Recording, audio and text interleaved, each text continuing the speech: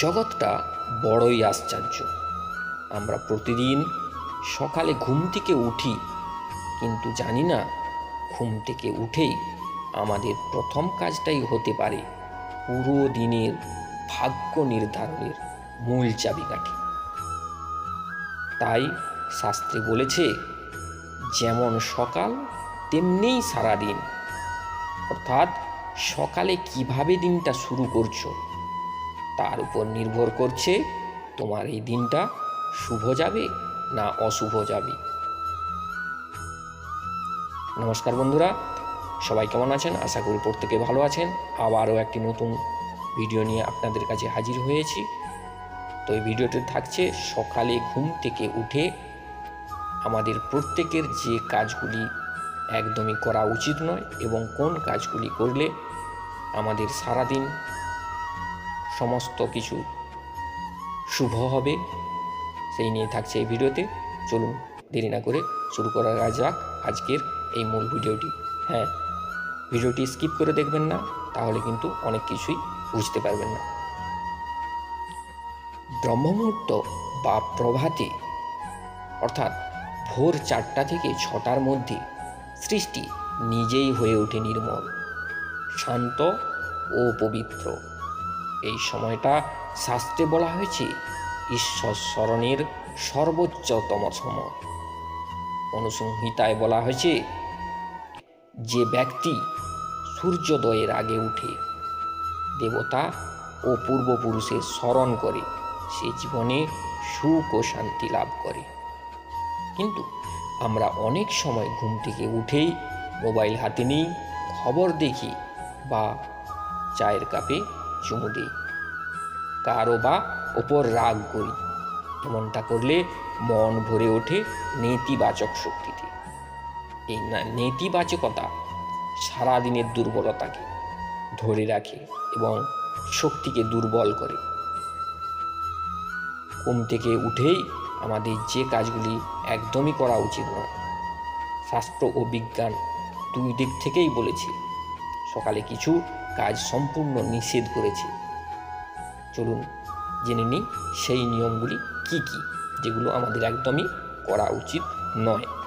সকালে ঘুম থেকে উঠে চোখে নীল আলো পড়লে মস্তিষ্কে এক ধরনের স্ট্রেন হরমোন তৈরি হয়, যা মনকে অস্থির ও ক্লান্ত করে দেয়। শাস্ত্রেও বলা আছে সকালে ভগবানের নাম স্মরণ করে জড় বস্তু দর্শন করা কিন্তু অশুভ। ঘুম থেকে উঠেই রাগ করা বা ঝগড়া করা শুরু করলে মন ও শরীরের শক্তি নষ্ট হয়। বৈদিক মতে সকালবেলা কথায় যদি রাগ থাকে তাহলে সারাদিন কর্মফল হয় কষ্টকর। মুখ না ধুয়ে খাওয়া কিন্তু একদমই উচিত নয়। তাই আয়ুর্বেদ বলেছে, ঘুমের সময় শরীর থেকে টক্সিন বের হয়, তাই শরীরে মুখ ধোয়া ও জল পান শুদ্ধির প্রতীক।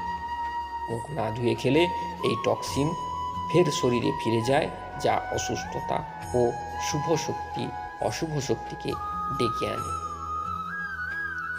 স্কন্দ পুরাণে বলা হয়েছে, যে প্রভাতে ঈশ্বরের নাম স্মরণ করে তার দিন হয় সফল ও পবিত্র। অর্থাৎ নাম স্মরণ না করলে জীবনের শুভ শক্তি নষ্ট হয়ে যায়। এবার জেনে নেওয়া যাক সকালে ঘুম থেকে উঠেই কোন কাজগুলি করলে জীবনে শান্তি ও সৌভাগ্য আসে। পুরা শাস্ত্রে বলা হয়েছে, করাগ্রে বসতি লক্ষ্মী, কর মধ্যে সরস্বতী, করমূলে তু গোবিন্দ, প্রভাতে কর দর্শনম।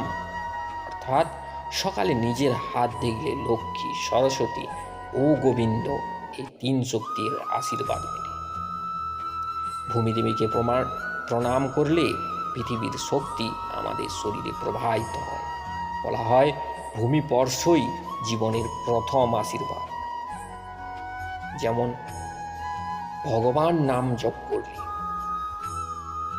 যেমন যে সমস্ত নাম জপ করলে ওং নমঃ শিবায়, ওং নমঃ ভগবতে বাসুদেবায়, অথবা শুভ প্রভাতম ঈশ্বর শরণম, এই নাম উচ্চারণ করলে দিনের শুরু হয় শুভ শক্তিতে। তুলসী দেবীকে প্রণাম করে জল দিলে ঘরে শান্তি, সম্পদ ও পবিত্রতা আসে। ভগবানের পরেই মা বাবা, তাদের প্রণাম করলে জীবনের সব কাজ সাফল্য আসে।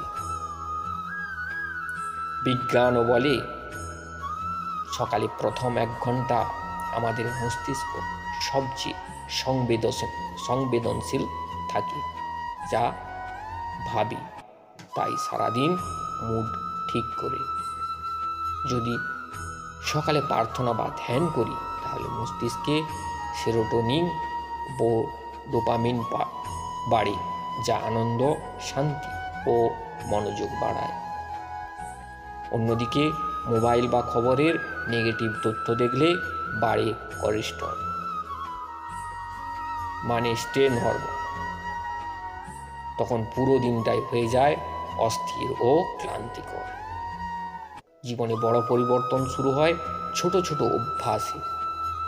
যদি আমরা প্রতিদিন সকালে কিছু শুভ অভ্যাস গড়ে তুলি তাহলে জীবনে শান্তি, সাফল্য ও ঈশ্বরের আশীর্বাদ প্রবাহিত হয়। মনে রাখবেন, ভগবান প্রতিদিন আমাদের নতুন করে সুযোগ দেন, কিন্তু সেই সুযোগের দরজা খুলে নিতে হয় সঠিক শুরু দিয়ে। তাই মনে রাখবেন, ঘুম থেকে উঠে ভুলগুলো কখনো করবেন না। ভগবানের নাম করুন, হাসি মুখে দিন শুরু করুন, আর দেখুন জীবন কত সুন্দর হয়ে উঠেছে দিনে দিনে। যদি ভিডিওটি ভালো লাগে তাহলে লাইক করবেন, কমেন্টে লিখে জানাবেন আপনি সকালে উঠে কি দিয়ে ঘুম থেকে উঠে কোন কাজটি থেকে শুরু করেন বা কীভাবে দিন শুরু করেন। আর অবশ্যই ভক্তি বাংলা ইউটিউব চ্যানেলটি সাবস্ক্রাইব করে যাবেন এবং পাশে থাকা বেল আইকনটি ক্লিক করবেন। ভগবানের গল্প, শাস্ত্র ও আধ্যাত্মিক জ্ঞানের আর এক সুন্দর ভিডিও নিয়ে ফিরে আসছি। জয় শ্রীরাম, জয় মা লক্ষ্মী, জয় শ্রীহরি। বন্ধুরা, যারা এই চ্যানেলে নতুন আছেন তাদেরকে বলবো চ্যানেলটি সাবস্ক্রাইব করবেন, কারণ আমাদের চ্যানেলে প্রতিনিয়ত এই ধরনের ভক্তিমূলক ভিডিও আসতেই থাকে। তো আপনি না যদি সাবস্ক্রাইব করেন অবশ্যই আপনি পিছিয়ে পড়বেন এই ভক্তিমূলক তথ্যগুলি থেকে। সবাই ভালো থাকবেন, সুস্থ থাকবেন। দেখা হচ্ছে আবার একটি এই ধরনের ভক্তিমূলক ভিডিও নিয়ে।